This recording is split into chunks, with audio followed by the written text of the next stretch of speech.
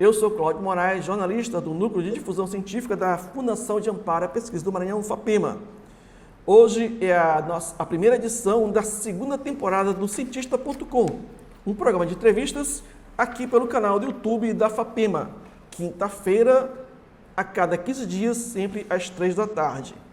E nessa semana de homenagem às mulheres, nós vamos apresentar nossa convidada, uma grande mulher, pesquisadora, professora, médica, a professora Maria dos Remédios Freitas Carvalho Branco. Tudo bem, professora? Seja bem-vinda. Obrigada pelo convite. A professora Maria dos Remédios Freitas Carvalho Branco é professora associada da Universidade Federal do Maranhão, possui doutorado em doenças tropicais e saúde internacional pelo Instituto de Medicina Tropical de São Paulo, da Universidade de São Paulo, da USP. Ela fez esse doutorado com bolsa de apoio da FAPEMA, mestrado em Saúde e Ambiente pela Universidade Federal do Maranhão, também com bolsa da FAPEMA. Possui graduação em Medicina pela Universidade Federal do Maranhão. Tem experiência na área de medicina, com ênfase em doenças infecciosas e parasitárias, atuando principalmente em Covid-19, beriberi, dengue, chikungunya, zika e análise espacial. Leciona as seguintes disciplinas: doenças infecciosas e parasitórias no curso de medicina, epidemiologia no programa de pós-graduação em saúde e ambiente e epidemiologia das doenças transmissíveis no programa de pós-graduação em saúde coletiva. É uma satisfação recebê-la, professora Maria dos Remédios.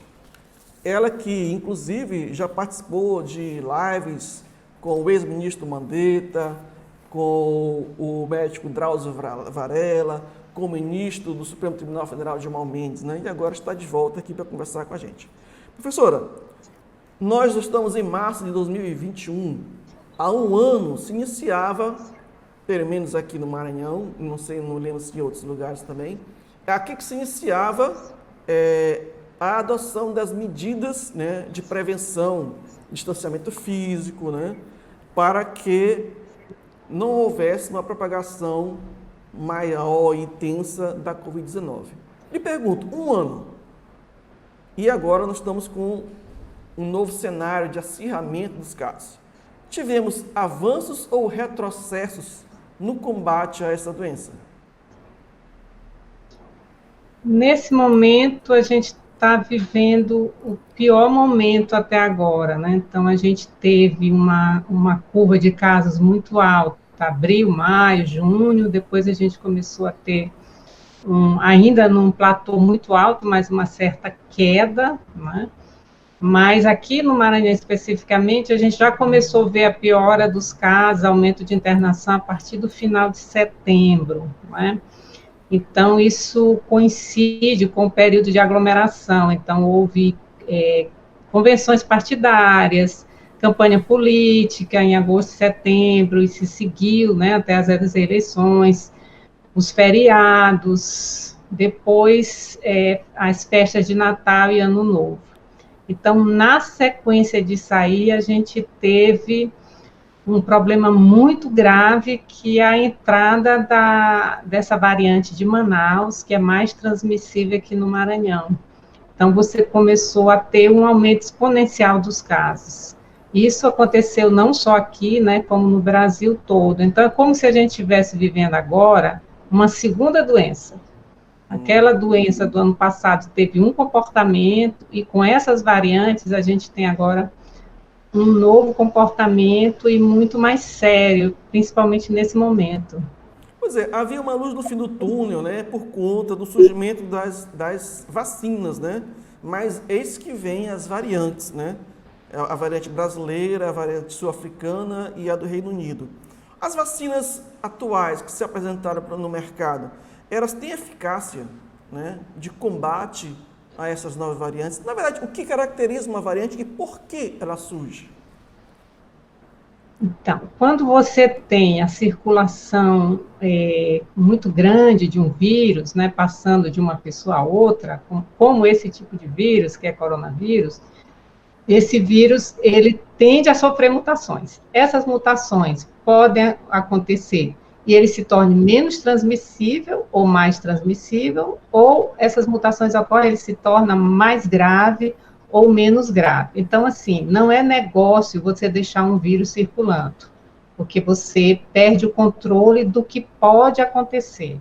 Então, isso de você apostar numa imunidade de rebanho nessa doença é uma coisa que não tem o menor sentido, por conta exatamente dessa evolução que é natural dos vírus, à medida que ele circula. Então, nesse sentido, foi ruim.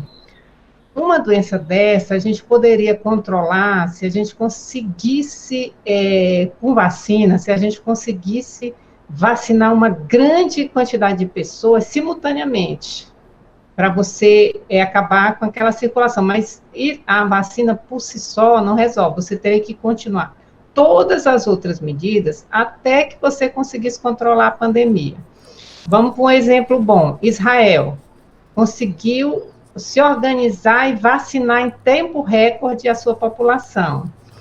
E aí ela colheu os frutos. Teve redução do número de casos, redução do número de óbitos. Outro exemplo, Portugal. Portugal estava numa situação incontrolável nessa onda atual. Fez o lockdown, respeitado o lockdown mesmo, e começou a vacinação e acelerou essa vacinação. E hoje Portugal já está colhendo os frutos dessa medida, com a redução drástica do número de casos e do número de óbitos. Então, assim, não existe solução mágica. Você precisa unir todas as frentes até você conseguir um percentual muito alto da população vacinada.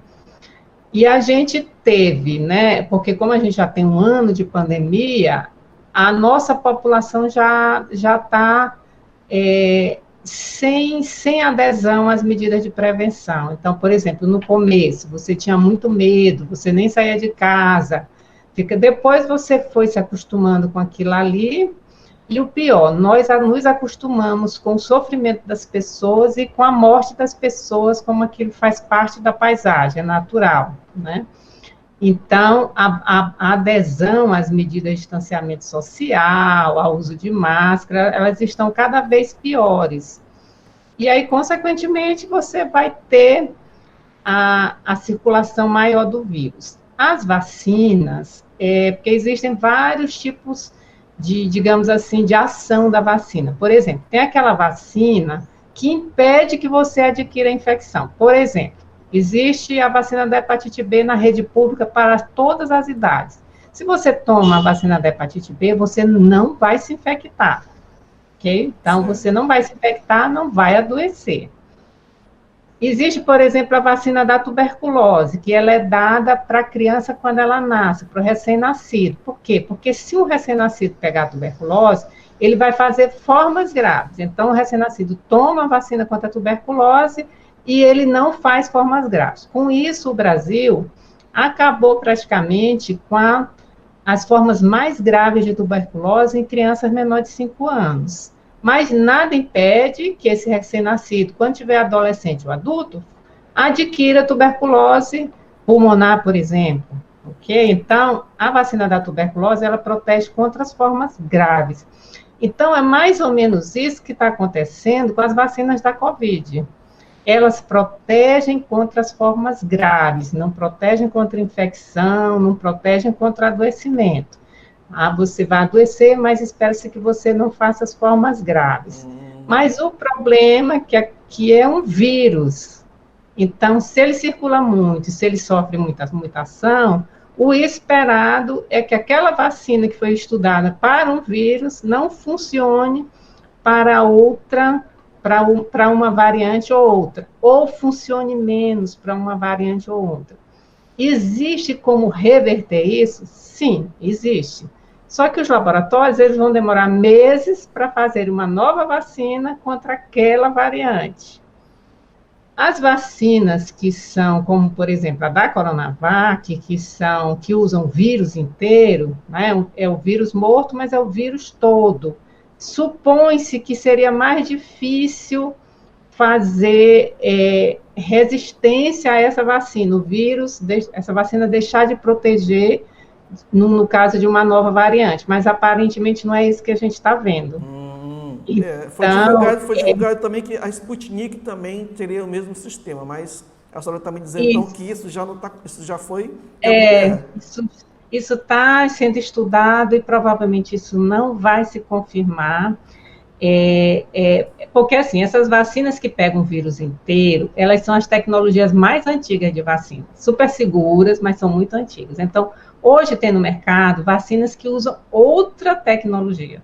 Apesar de pegar só um pedacinho do vírus, só uma proteína, elas são uma tecnologia muito mais avançada. Então, aparentemente, pelo que se coloca até hoje, mas isso não está ainda fechado em termos, né, da ciência, a da AstraZeneca, por exemplo, que a gente está usando no Brasil, seria melhor do que a Coronavac até agora. Então, a gente está vendo pessoas que tiveram Covid ano passado, que foram vacinadas, que tomaram já as 2 doses da Coronavac e, no entanto, pegaram Covid. Ok? Mas a tendência é que, na hora que ele pegar essa doença, já seja mais atenuada, não tenha sintomas graves, é isso? Seria se a gente estiver raciocinando com o vírus que circulou no passado. Mas a gente não sabe com essas cepas. Pode ser que com essas cepas novas não tenha diferença nenhuma, ele faça um quadro tão grave quanto um vacinado. Então, a gente precisaria, o que está faltando no Brasil? Vacinação em massa num tempo rápido, para você ter muita gente vacinada, para você conter a circulação do vírus. Que é isso que a gente não está conseguindo, a gente está com uma vacinação extremamente lenta, embora a gente tenha capacidade de fazer uma vacinação rápida. A gente teria capacidade de ter começado em janeiro e terminado em junho com a população toda vacinada, mas a gente não está conseguindo, né?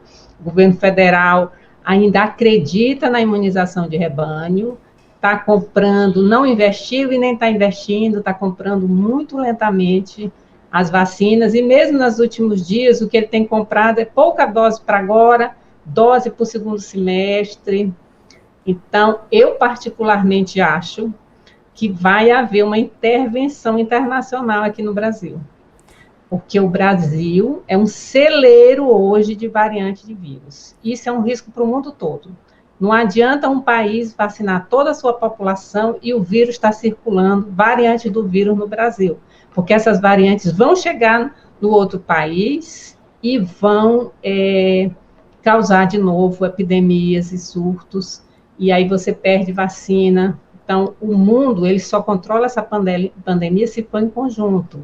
Por isso que tem aquela iniciativa da Organização Mundial de Saúde, o COVAX Facility, de comprar vacinas e oferecer para todos os países, né, independente deles terem recurso ou não, para que a gente consiga isso. Então, eu acho que os Estados Unidos vão intervir aqui para que a vacinação seja feita, ou seja, os países ricos, eles compraram muito acima da capacidade deles, da população deles, então tem país que comprou o dobro, o triplo da população. Eu acho que nos próximos meses, março, abril, maio, você vai ter uma grande quantidade de vacina no mercado, então é possível que esses países tragam essas vacinas para o Brasil para a gente conseguir controlar a doença aqui dentro. Mas é muito triste porque vai morrer muita gente até lá.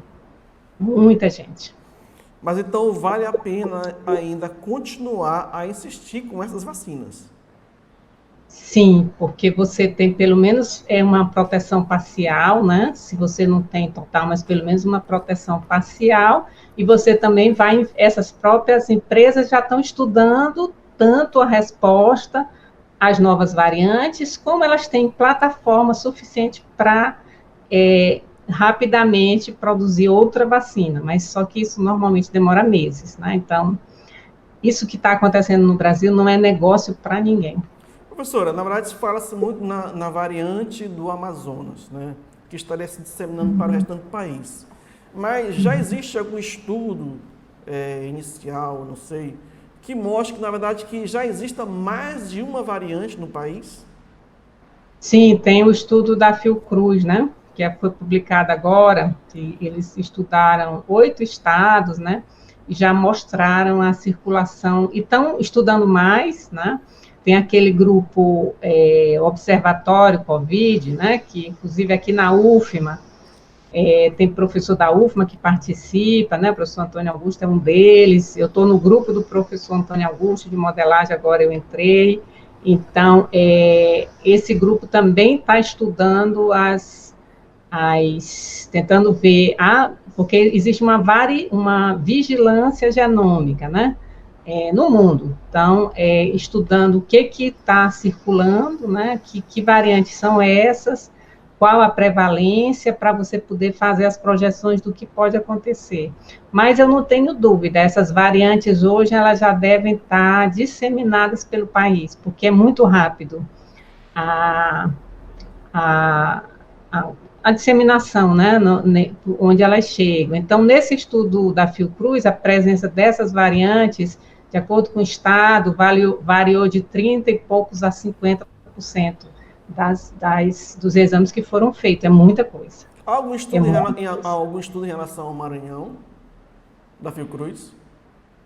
Existe a vigilância, que é feita aqui, o material coletado é orientada pelo Ministério da Saúde, e você coleta, e aqui no caso é enviado para o Instituto Evandro Chagas. É esse que o Observatório Covid quer pegar, esses resultados, mas eu acredito que a Fiocruz vai estar estudando isso e vai continuar, né? Porque a Fiocruz também, como é federal, ela tem acesso a esses resultados também que são coletados por laboratório de referência nacional. Então, a gente rápida, e o que é melhor, hoje a gente tem um exame de PCR que ele já diz qual é o que é variante, entende? Então, é nisso que a Fiocruz está. Na verdade, a Fiocruz nem foi pela variante genética, pela variante, pela vigilância genômica, não foi pela vigilância genômica, foi pelo uso desse RT-PCR, que ele já diz que aquilo ali é uma variante e qual ela é. Aí depois você continua o sequenciamento genético. Então, assim, a gente, felizmente, nesse momento, 2020, 2021, a gente tem essa parte de laboratório de excelência.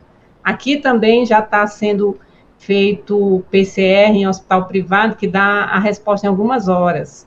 Então, a gente vai seguramente daqui a pouco ter esse PCR que a Fiocruz usou, aí disponível para a gente saber logo se é a variante de Manaus ou se não é. Do ponto de vista de exame, está bem rápido a evolução. Já foi constatada uma mudança no perfil de tanto do comportamento da doença, né, do processo de evolução da doença, quanto no perfil das pessoas que ficam doentes? Sim, sim, né? O que chamou a atenção nessa variante de Manaus, que é lamentável, é o acometimento de pessoas jovens, né? Mas vamos raciocinar. Esse vírus, ele consegue, essa cepa, ela consegue infectar 2,5 vezes mais do que a anterior. A carga viral dela é 10 vezes maior. Então, os jovens são as pessoas que estão trabalhando e também são as pessoas que estão em aglomeração, né? São as pessoas, jovens aqui falando, pessoas menores de 50 anos.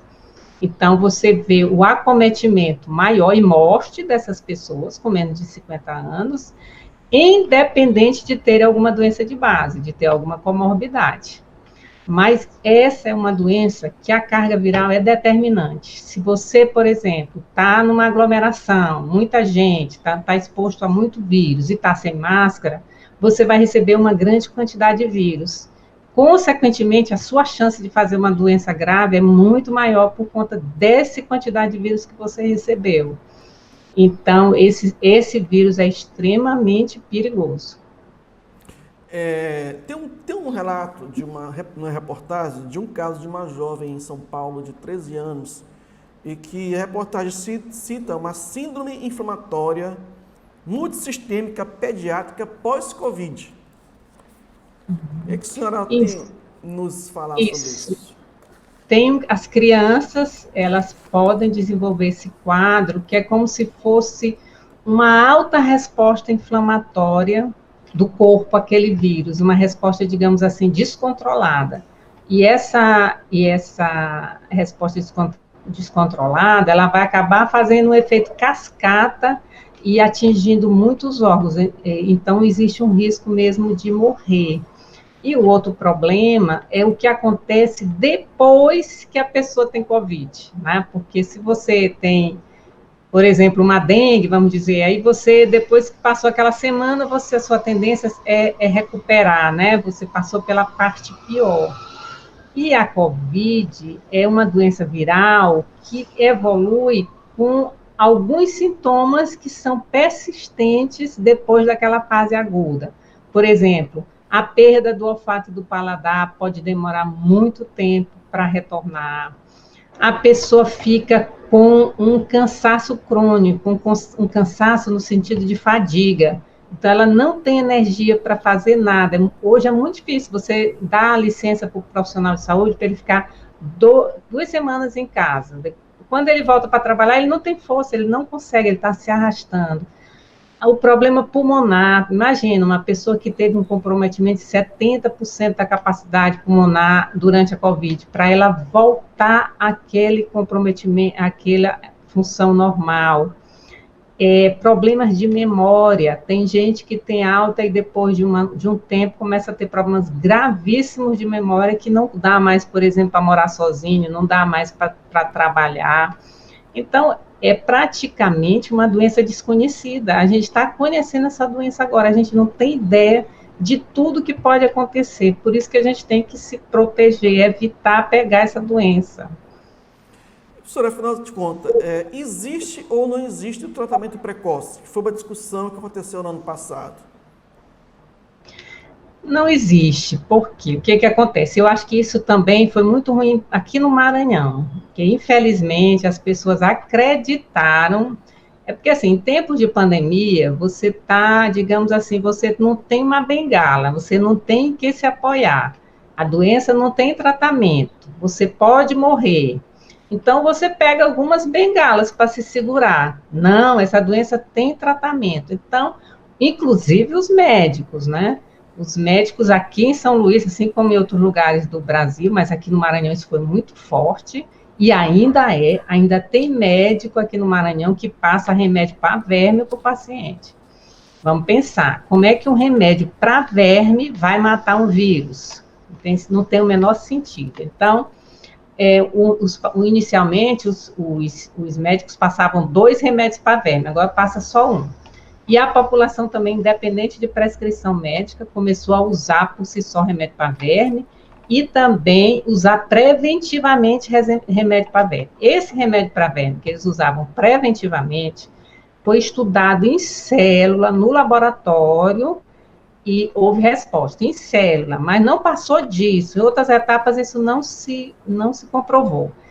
Mas mesmo em célula, o correspondente à dose que o humano iria usar seria 100 vezes o que o humano usa hoje. Então, não seria usado porque a pessoa ia morrer do tratamento.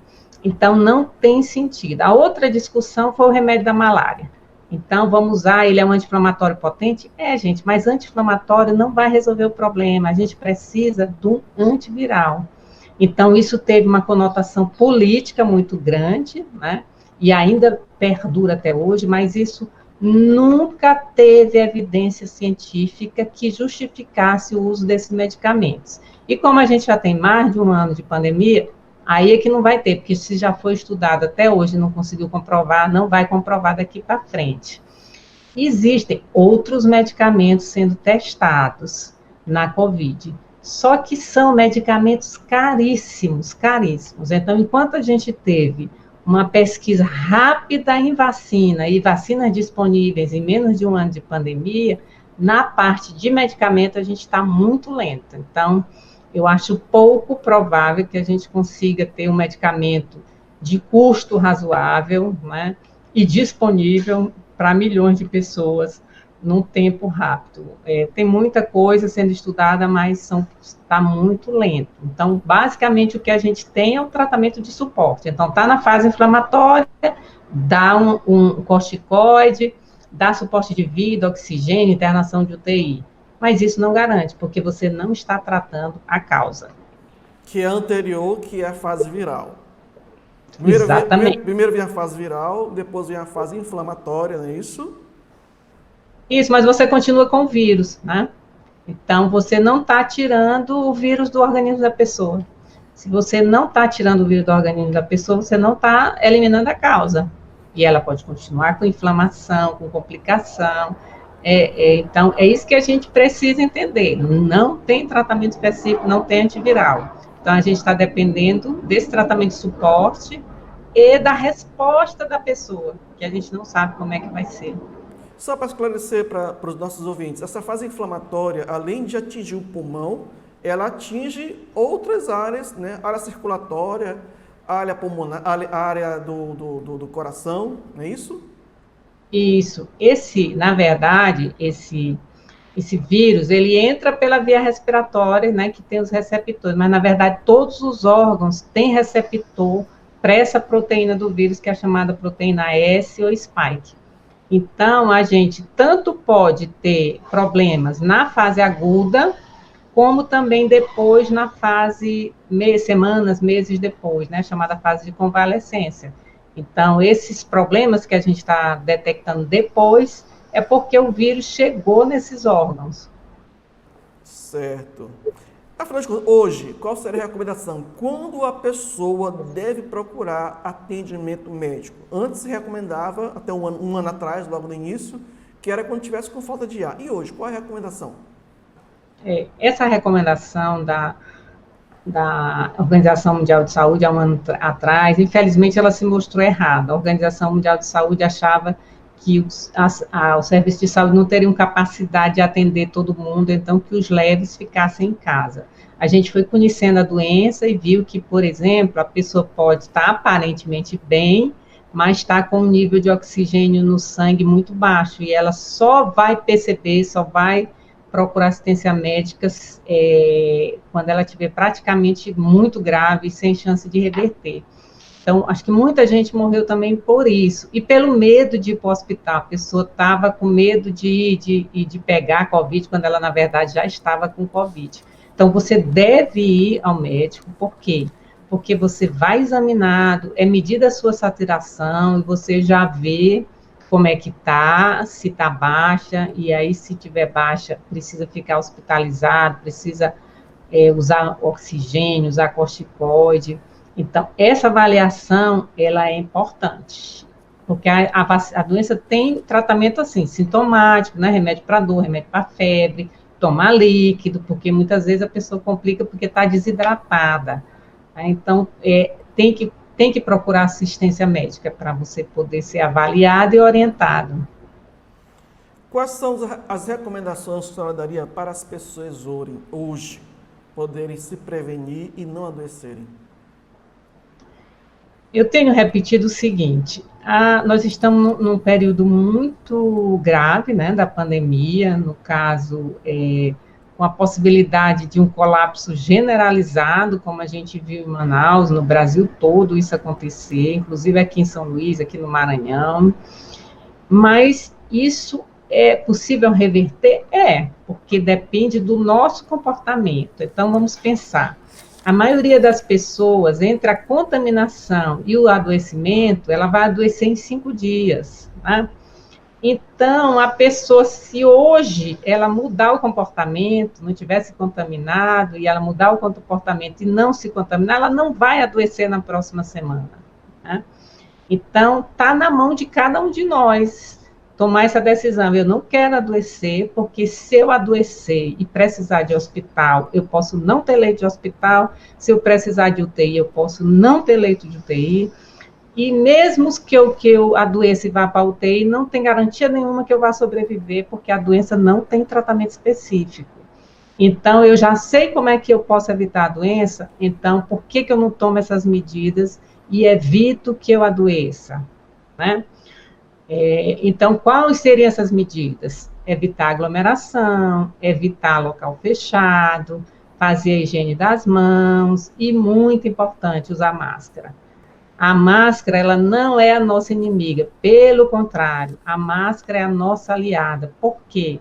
Porque mesmo que a máscara não evite que a gente pegue Covid, ela evita que a gente tenha forma grave, porque a gravidade da doença está relacionada à quantidade de vírus que a gente recebe. Então, com essas novas variantes, o recomendado é que a gente usasse aquela máscara N95, que parece um bico, né? Embora seja uma máscara cara e está recomendada para profissional de saúde, eu não tenho dúvida que diante dessas variantes a gente precisa usar essa. Se a gente não tem essa máscara, em segundo lugar, a máscara cirúrgica. Se a gente não tem a máscara cirúrgica, em terceiro lugar, a máscara de tecido. Mas lembrar que a máscara tem que cobrir o nariz até próximo dos olhos e cobrir a boca. Tem que ser proporcional ao tamanho do rosto da pessoa. Se você falar e a máscara desce do seu nariz, ela não está adequada. Então, a máscara é proteção. Circulou um vídeo na semana passada que eu tive acesso que uma pessoa ia fazer um teste, ela colocava uma vela na frente e ela soprava. E se apagasse, ela disse, isso aqui não serve. Então, ela fez isso com várias máscaras. É isso mesmo? Eu só ouvi falar desse vídeo, não vi, mas assim, o certo é que realmente você, principalmente essa N95, que ela consegue fazer isso, né? Ela consegue que o ar não venha do exterior.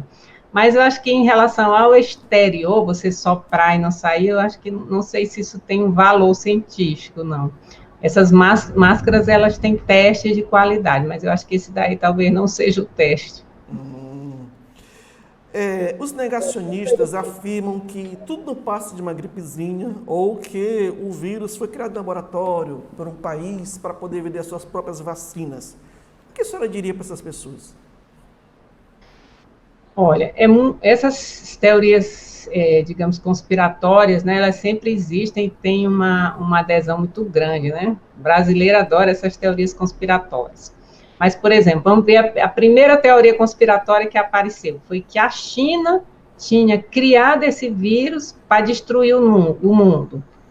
O vírus começou a matar primeiro quem? Os chineses. Então, a pessoa ia criar um vírus para matar seus próprios cidadãos, para depois ir para o resto do mundo. Então, uma teoria que não tem o menor sentido. Que o vírus teria sido criado em laboratório. Logo no início da pandemia, já foi comprovado que não é possível, que esse vírus não pode ter sido criado em laboratório. Que os laboratórios criaram esse vírus para poder ter vacina e vender vacina, também isso não tem sentido. Na verdade, essas pandemias, como essa que nós estamos vivendo agora, elas já são esperadas, né? Bill Gates é uma das pessoas que mais fala. Bill Gates não, é o ex-presidente dos Estados Unidos. Bill Gates também, mas é o Bill Clinton, é uma das pessoas que mais fala sobre isso, né? Até muito criticado.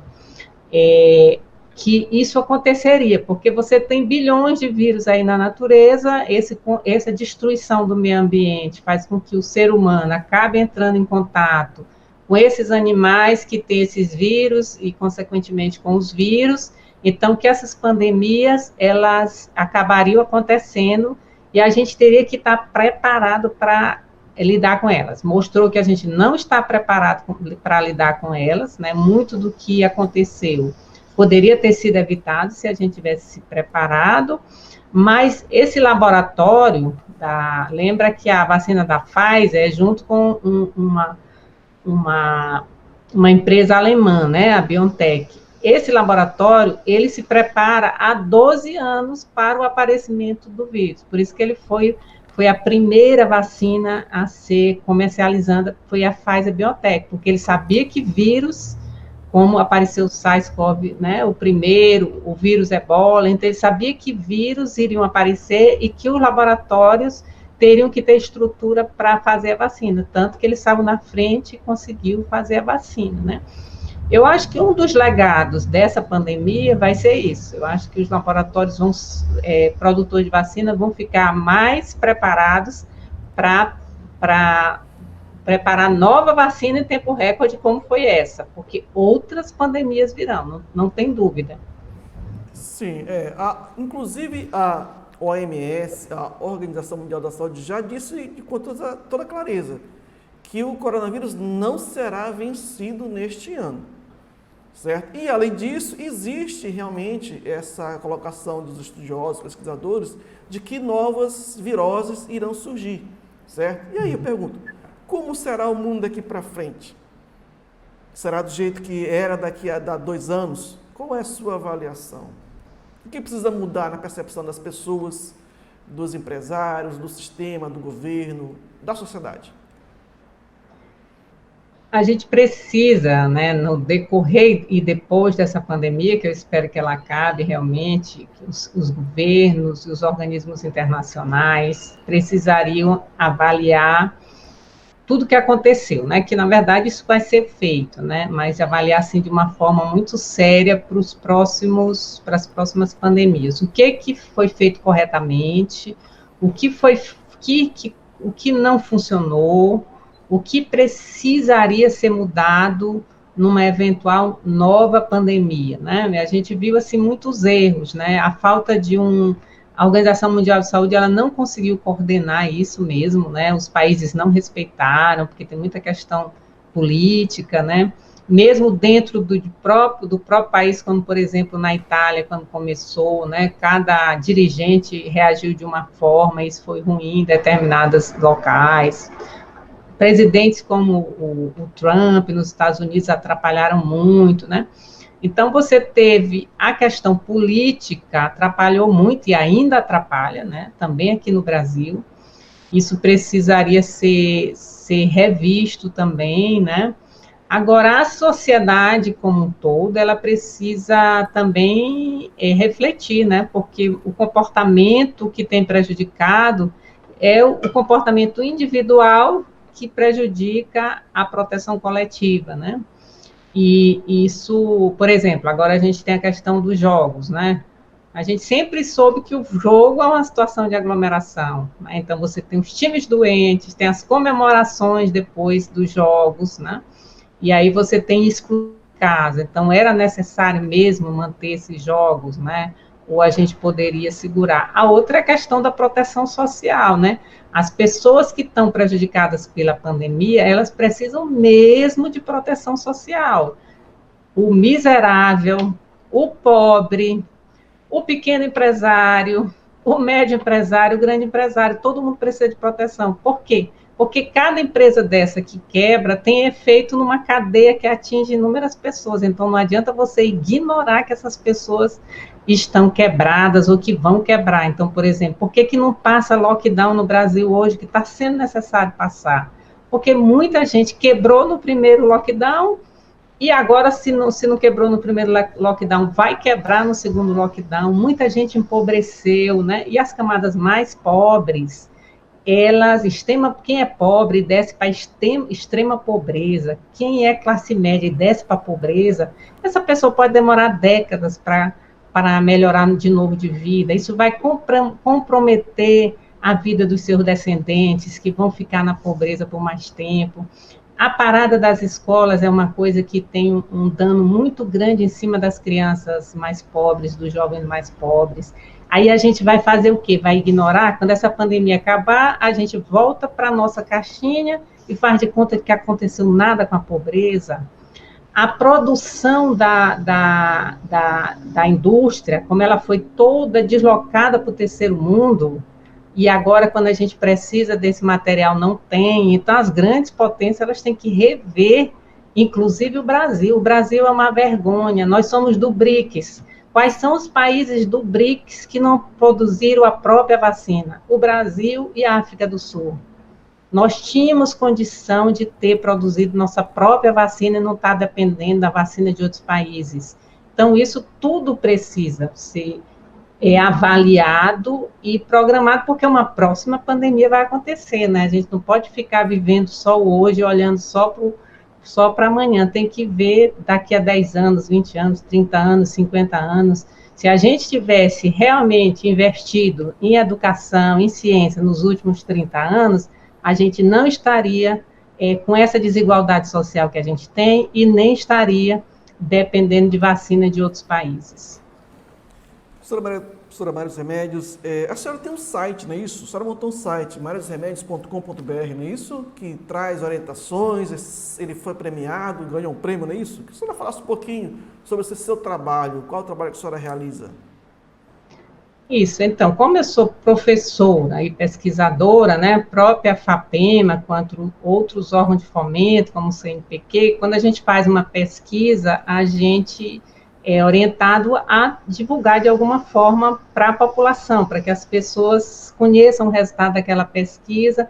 Me incomodava muito, porque eu publico muito em inglês, né, então, de as pessoas que pesquisam comigo, que são, por exemplo, de instituições públicas, mas não são da universidade, não leem inglês, né? Então, eu estava publicando um trabalho que muita gente não podia ler, não, né, porque é em inglês. Então, isso começou a me incomodar. Eu já tinha um plano mesmo de fazer o site nesse sentido, de colocar as publicações, e com a pandemia eu vi que realmente isso era muito importante, porque era muita informação falsa circulando, né, e muita gente também me ligava, passava o WhatsApp perguntando. Aí logo no início da pandemia, dia 23 de março, eu lancei esse site. Isso por quê? Porque minha filha, ela estava aqui em São Luís e ela trabalha com isso, né, então... Ela é jornalista, não é isso? Ela é jornalista. Não, ela fez relações internacionais, mas ela gosta mesmo de trabalhar com comunicação. Ela começou só o curso de comunicação organizacional na UNB, mas não terminou, trancou. Então, mas ela já trabalha com isso há vários anos, com comunicação. Eu tinha muita resistência, por exemplo, à mídia social, Instagram, mas aí eu acabei fazendo um Instagram por causa das lives, né? Mas realmente as redes sociais, elas têm uma abrangência enorme, enorme. Então, por exemplo, nesse site a gente publicou um manejo, como você tratar as complicações hematológicas, que foi escrito pelo professor da UFMA, Dario Nicolau, e aí esse é o documento mais acessado do site, que as pessoas fazem busca, por exemplo, pelo Google, o médico faz busca pelo Google, como tratar a complicação de Covid, ele encontra esse documento e baixa. Então, você vê que, o site, você vê que ele é acessado de vários países do mundo, né, vários locais do Brasil. Então, a informação, ela tem uma abrangência muito maior quando é no site. Aí a gente fez canal no YouTube, né, também para colocar as informações de forma bem clara, e é muito acessado, então mostrava que realmente isso era necessário, né. Qual é o endereço? mariadosremédios.com.br, e o Instagram é site Maria dos Remédios. Ganhou um prêmio, foi premiado, não é isso? A Sociedade Maranhense de Direitos Humanos deu um prêmio, porque eu também participei de várias lives com eles, né, então fez alguma diferença aqui em São Luís, aí acabou ganhando repercussão nacional. O ministro Gilmar Mendes, né, conheceu o site, achou muito importante, né. Então, realmente, você vê que as pessoas... Eu recebia muito feedback, desde pessoas bem simples até intelectuais que realmente acessavam e acham que as informações são importantes. Professora, só mais uma questão antes da gente passar para as considerações finais. A questão da subnotificação, certo?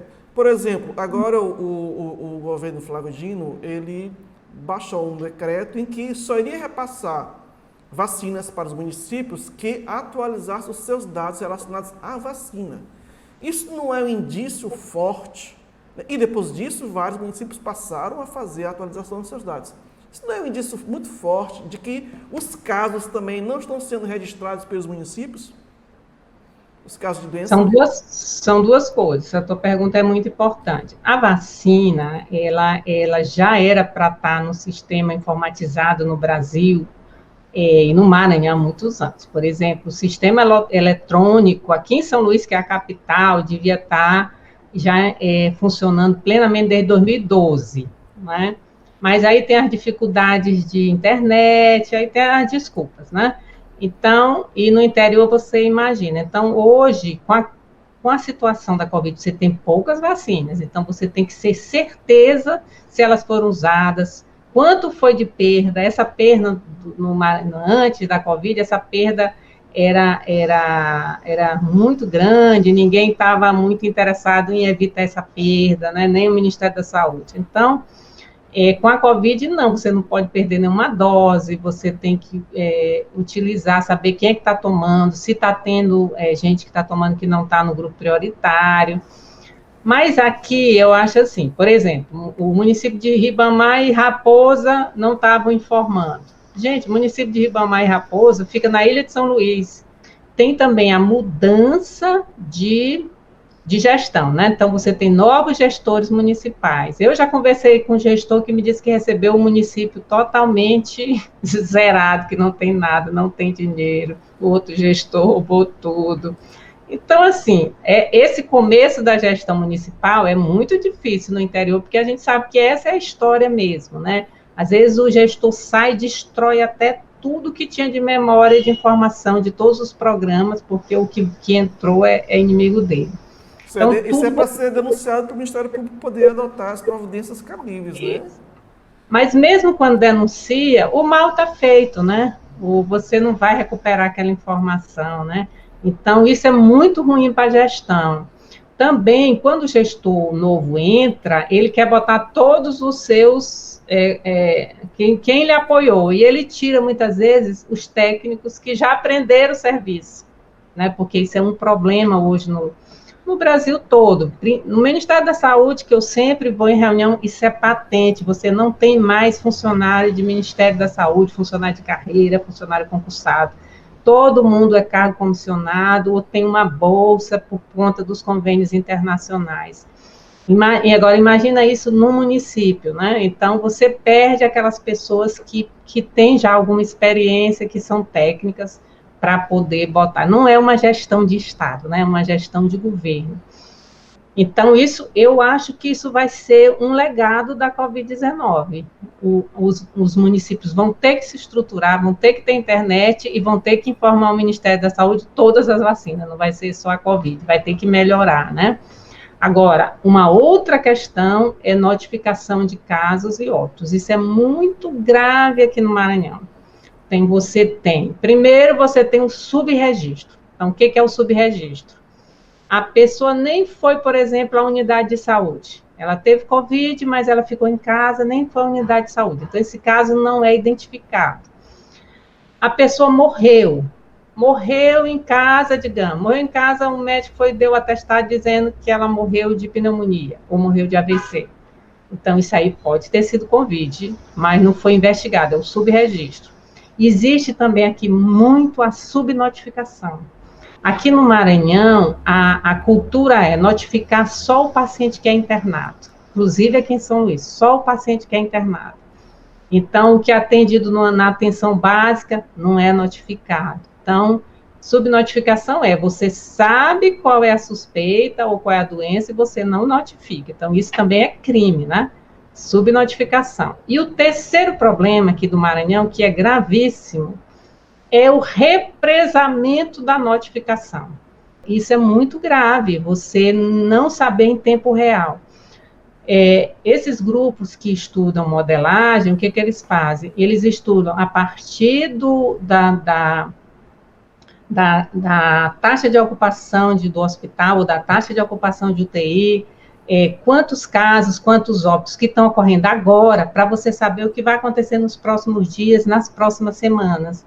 Então, como esse dado é muito ruim, as projeções acabam não prevendo realmente o que vai acontecer. Por que é importante prever o que vai acontecer? Para que você se prepare, para que o serviço público se prepare, né? Quando a gente analisa, por exemplo, como a doença se comportou no Brasil, em termos de casos e de óbitos, a gente vê de onde ela começou, por onde ela se distribuiu. Então, a gente vê um padrão. Aí você olha, por exemplo, em determinado momento, qual o padrão que está na região de São Paulo, que corresponde a Araraquara, né? Aquele ali que estão os casos e tal. Quando a gente olha o Maranhão não consegue ter um padrão. Então, isso significa um excesso muito grande de subnotificação, represamento e subregistro. E o pior, quando você olha para o excesso de óbitos por causa natural, se você olhar, por exemplo, a última semana de 2020, o Maranhão tinha 12.916 óbitos, além do esperado para 2020. E tinha 4.500 casos de Covid notificados. Então, você pode estar só identificando 1/3 dos casos, você pode estar perdendo 60% dos casos de Covid, dos óbitos de Covid no Maranhão.